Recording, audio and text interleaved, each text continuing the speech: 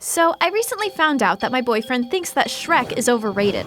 Needless to say, he's no longer my boyfriend. But even though I am a #strong independent woman, I do sometimes wish I had someone to watch reruns of 100 Deeds for Eddie McDowd with. So I decided to get a puppy.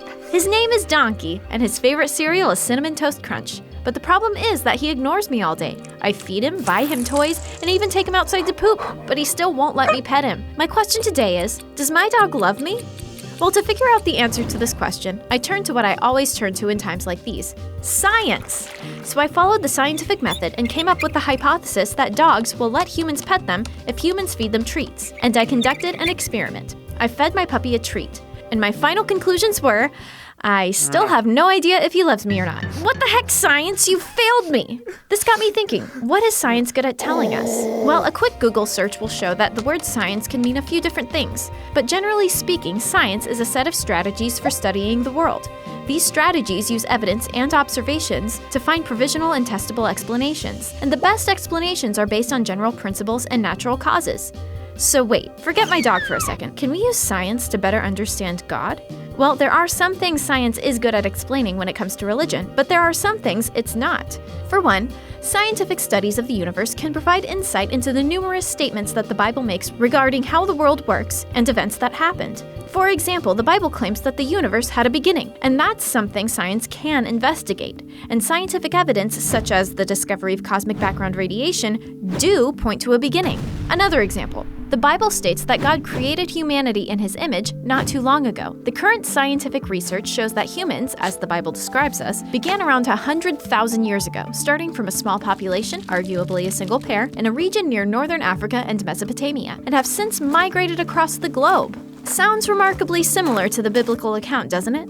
However, we cannot expect the practice of science to tell us everything about God.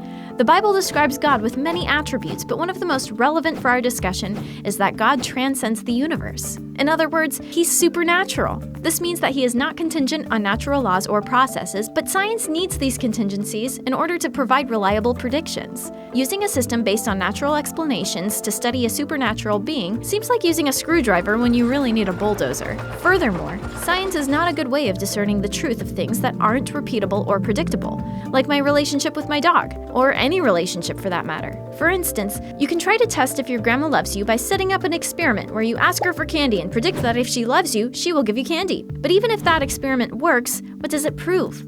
Nothing. It doesn't prove that your grandma will give you candy every time you ask for it, and it sure as heck doesn't prove that your grandma loves you. She might just be giving you candy to get you to shut up and stop begging. So love can't be proven by science, but does this mean that love isn't real?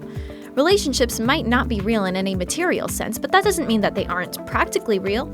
And it is the same with God. At its core, Christianity is a relationship. Since God has a personality, we shouldn't expect Him to act like an impersonal law of nature. We shouldn't expect that He will interact with us in a completely predictable and repeatable way because He's not a machine. Instead, God interacts with humans when He chooses to do so, by His own sovereignty. So, even though science is a great way to understand our natural world, science is simply a poor way to understand the complexities and nuances of love, compassion, joy, mercy, justice, and so much else. But even though there is no science experiment that we can conduct that will lead us to God, science does provide lots of evidence affirming the biblical description of the universe. What do you think? Leave us a comment below telling us why we are right or wrong. Also, tell me how I can get my dog to love me. See you next time!